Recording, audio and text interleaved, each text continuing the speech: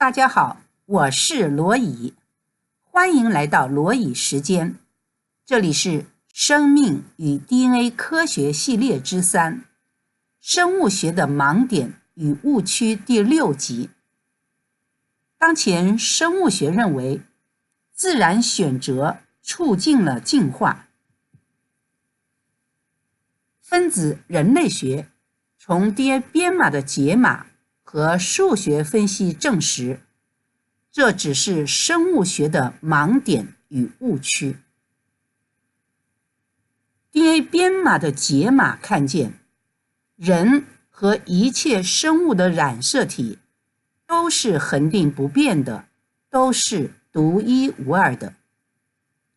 所谓自然选择促进了进化，是绝对不可能发生的事情。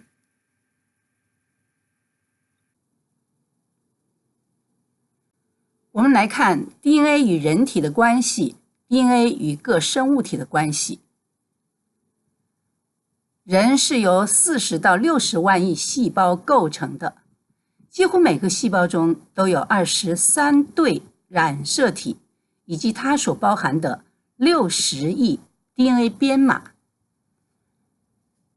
可以说，我们人浑身上下都是这样的 DNA 编码，人就是这样的 DNA 编码编出来的。好，那么什么是 DNA 编码呢？我们来看这个呢，是染色体，这是一个螺旋结构，在它的每一个台阶上，我们可以从这儿都看得到，每一个台阶上都有4个 DNA 编码 ATCG 构成。ATCG 呢是4种碱基的编码代码，我们称它为 DNA 编码。所以每一条染色体呢都是 ATCG 4个编码构成的。这么多，我们浑身上下都是 DNA 编码，其实就是 ATCG 4个编码。那其他的呢？其他的动物、植物，它们的细胞呢，构成了它们的形体。那么它们细胞里面呢，同样也是这样的染色体，同样也是 ATCG 4个编码构成了染色体。好，那你就说，那既然这样，那我们和生物、动物、植物还有什么区别呢？那都是一样的呀。我们来看区别在哪里。区别从这里看，这是美国基因银行发布的人类的基因组和黑猩猩的基因组，这是我们人的基因组，这是黑猩猩的基因组。那什么是基因组呢？基因组不是基因的组合，也不是基因，这个要分清楚。基因组是我们人体的22条常染色体和1对性染色体，一共是24条染色体构成人类基因组。那你像黑猩猩呢，它也是它的常染色体和1对性染色体构成了它的基因组。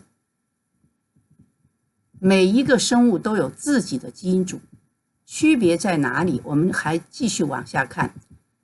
1到22号是常染色体， X 和 Y 是性染色体，这是我们人的，一共24条染色体，这是我们的基因组。这里的重点就是每一条染色体它的编码数据不一样，每一条都是独一无二的。而编码数据不一样呢，它在这个染色体上的编排的序列不一样，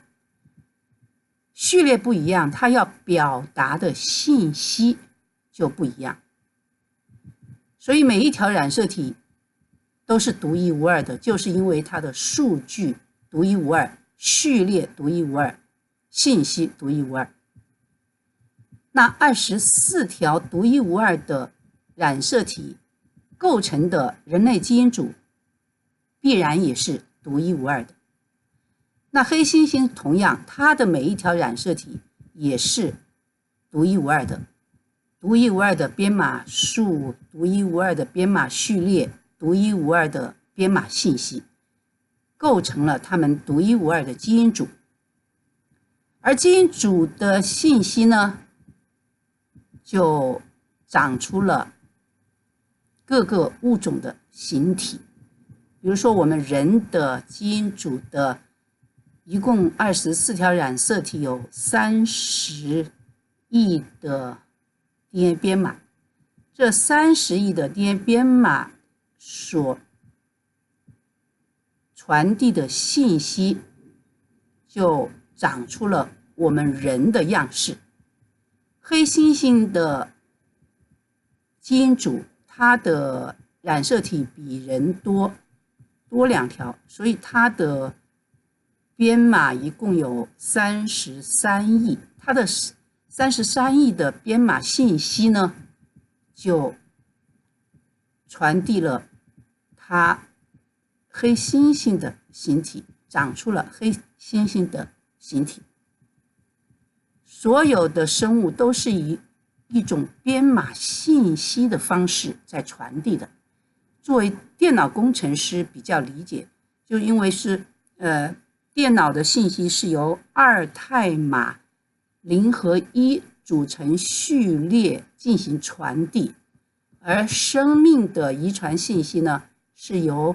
4态码 ATCG 组成了序列，组成了这样的序列来进行传递的，一代一代往下传递的。这就是 DNA 与人体与各生物体之间的关系。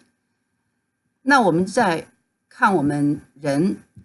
23对染色体和包含的60亿 DNA 编码，它是如何进入到我们人体的。我们来看这一个图。我们知道一个精子和卵子的结合呢，就会产生一个受精卵细胞，也就是一个新生命的开始。而这个受精卵细胞呢，它里面就有了什么呢？来自卵子的30亿 DNA 编码和来自精子的30亿 DNA 编码，这个受精卵细胞就有了60亿 DNA 编码，有了23对染色体。而这个受精卵细胞是非常小的，它只有针尖那么大。那么小的一个受精卵细胞就包含了全部的生命的遗传信息，23对染色体包含的60亿 DNA 编码。因为卵子里面有30亿编码，那我们看看卵子里面有30亿编码，我们看基因组就知道了。因为它里面呢有1到22号长染色体，有22条长染色体，还有一个性染色体 X， 这就是卵子。这样它就有了30亿的 DNA 编码。那精子呢，它的30亿编码呢，同样也是22条长染色体，它和卵子是一样的，这样的22条长染色体。然后它也是一个性染色体，它的性染色体呢所不一样的呢，它一半的精子是 X， 一半的精子是 Y， 一半一半。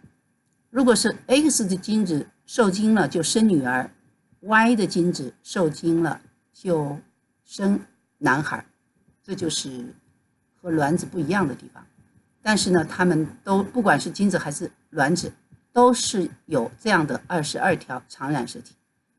另外有一个性染色体，就有了30亿编码。这样呢，在受精卵细胞里面就有了22对长染色体，因为它们一个卵子和精子各有22条，合起来以后就是22对长染色体，再加上1对性染色体，就有了23对染色体和它包含的60亿 DNA 编码。一个受精卵细胞呢，它会进行细胞分裂，细胞分裂一个分裂成2个，2个分裂成4个，最后一直分裂到我们人体40到60万亿的细胞。在这个分裂的过程当中，它会把23对染色体以及它包含的60亿的 DNA 编码，在分裂的过程当中都会 copy 复制到新的细胞中去，所以每个细胞中就几乎都有23对染色体以及60亿的 DNA 编码，就这个原因。好，那么60亿的 DNA 编码进入了我们人体以后呢，它要干嘛呢？60亿编码，我们知道编码是信息，这非常重要。那这个60亿的编码信息呢，在我们人体当中呢，分为3个部分。一个是基因的信息，基因的信息呢，就是我们的肉体的这一部分，身体的这一部分。我们常常说基因，基因就是指的这一部分。基因的信息呢，在我们的生命当中，也就是说，在我们的60亿的编码信息当中呢，只占3%的编码信息是属于基因，比例非常小。所以不要以为说 DNA 就是基因，不是这样的。还有97%的信息，编码信息不是基因，是什么呢？调节控制的信息和非物质的遗传信息，还有这2个部分。调节与控制的信息这一部分呢很重要，当然所有的信息都重要。那这一部分的信息呢，就它应该是比例是属于比较大的，因为它有我们身体当中的，比如说我们每一个器官的生长，以及各个器官之间互相的配合，还有刚才所说的每一个针尖大的受精卵细胞要分裂成2个，2个分裂成4个，这样子要分裂到60万亿，而每个细胞中呢，要把23对染色体60亿的编码呢，都要 copy 复制到新的细胞中去。所有这些很多的这些工作呢，都是调节和控制的信息，他们去完成的。另外再就是非物质的遗传信息，比如说我们每一个人的天性啊、个性啊、我们的脾气啊、我们的天生的性格、爱好、特长、思维啊等等，这些看不见摸不着，但是又可以表现出来的，属于非物质的遗传信息，就是在这一部分，就是有这一部分的编码信息。所以我们可以看到是有3个部分的。那当然你其他的生物，比如说动物、植物呢，事实上它都有这3个部分，都有基因的信息，会生长它们的形体，各个生物的形体。那么调节控制呢，会要去做这些细胞生长的工作，还有非物质的遗传信息，就是每一个生物，不管是动物、植物，它都有它特别的一些特性的地方，也是这样的3个部分。所以我们从这个看到什么呢？看到我们人和动物、植物有相同的地方和不同的地方。相同的地方呢，就都是 ATCG 4个编码构成染色体，都是由染色体，注意啊，2倍体的它都有长染色体和性染色体构成了基因组，然后所有基因组的信息呢，就会生长出不同的形体，因为信息的不同，长出不同的形体。而且不管是人还是动物、植物，都是编码编出来的，因为我们浑身上下都是 DNA 编码，因为细胞里面都有 DNA 编码。那不同在哪里呢？不同就在这里，每一条染色体都是独一无二的，而染色体构成的基因组也是独一无二的。那就每一个独一无二的基因组，它们的信息呢，就生长出不同的物种，所以每一个物种也就是独一无二的，就是这样，我们就知道它们的不同在哪里。就是说，虽然有那么多相同的地方，但是却又都是独一无二的。人是独一无二的，因为它的基因组是独一无二的。黑猩猩是独一无二的，因为它的基因组是独一无二的。每一种动物、每一种植物都是独一无二的，因为它们的基因组各自的基因组都是独一无二的，就是这个原因。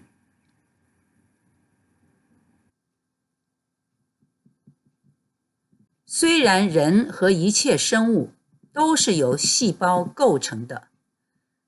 每一个细胞中都有这样的染色体，每一条染色体都是由 A、T、C、G 4个 DNA 编码构成的。虽然人和一切的生物都是 DNA 编码编出来的，但是由于人和一切生物每一条染色体编码数据不一样，编码序列不一样，编码信息不一样，在人体和一切生物体中的每一条染色体都是独一无二的。我们知道 DNA 编码它会产生突变，可是因为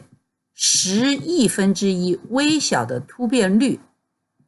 保持了染色体的恒定性。微小的突变率没有破坏编码数的恒定、编码序列的恒定、编码信息的恒定。因此，人和各生物的每一条染色体也都是恒定不变的。人和生物独一无二、恒定不变的常染色体和性染色体构成了各自恒定不变、独一无二的基因组。基因组的信息就决定了人和各物种独一无二、恒定不变的形体。因此，虽然人和各生物都是由编码编出来的，但是人和各物种却都是恒定不变的、独一无二的。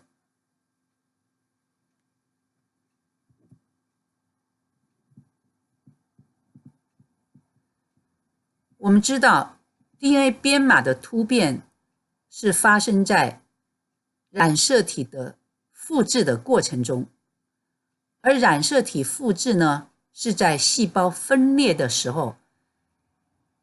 要把染色体和编码复制到新的细胞中去。那人体一生平均要分裂50次，人从一个受精卵细胞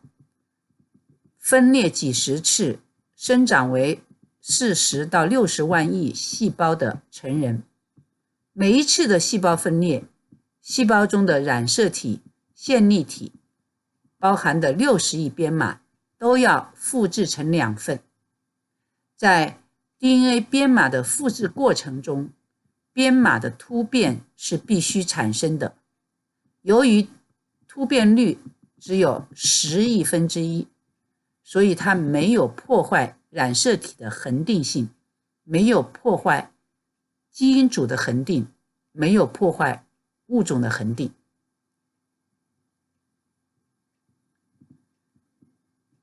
DNA 编码会突变，那突变会产生什么样的后果呢？我们知道有3种，有好的、坏的和中性的。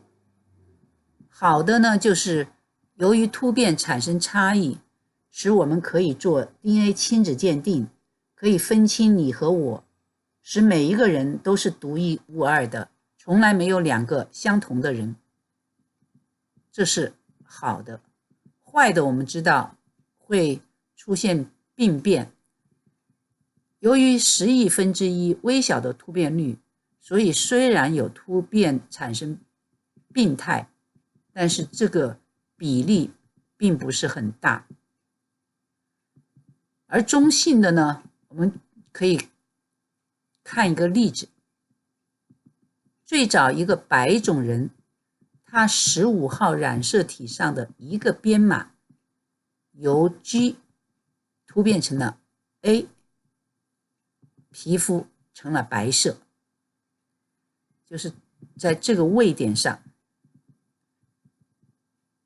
G 突变成了 A。 从此以后，全世界所有白种人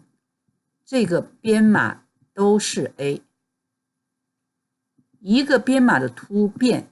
形成了亿万白皮肤的后裔，也就是今天世界上的白种人。这实在是一个了不起的发现。但是肤色的改变不存在好和坏，也不存在进化和退化，这就属于中性的。因为你不能说什么样的皮肤更进化，什么样的皮肤更退化，或者什么样的皮肤更好，什么样的皮肤更坏，只是让我们全世界人多了一些不同的主意。这最重要的就说明什么呢？说明肤色不是由环境引起的，因为进化论一直认为肤色是因为环境，因为日照引起的。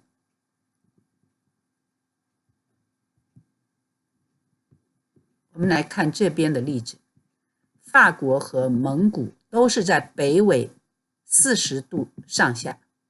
可是他们的肤色呢，却很大的差别。而蒙古和澳大利亚，他们的肤色呢是相近的，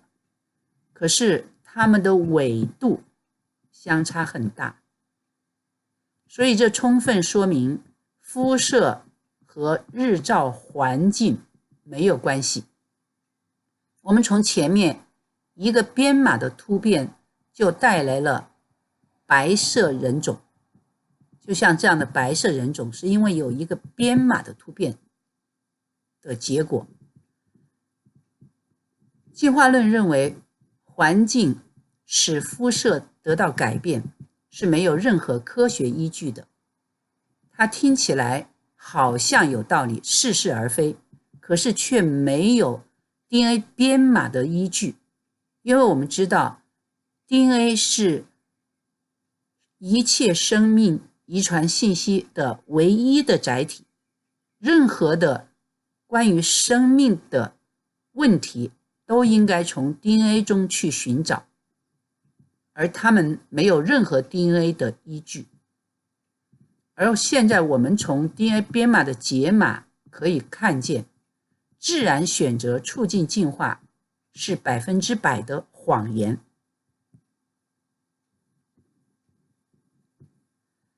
DNA 编码构成染色体，染色体构成基因组，基因组的信息长出人和一切生物的形体。由于 DNA 编码10亿分之一微小的突变率保持了染色体的恒定，没有破坏染色体结构的恒定、着势力位置的恒定、编码数的恒定、编码序列的恒定、编码信息的恒定、基因数目的恒定、基因分布位置的恒定。而染色体的恒定又保证了基因组的恒定，基因组的恒定保证了人和各生物体的恒定。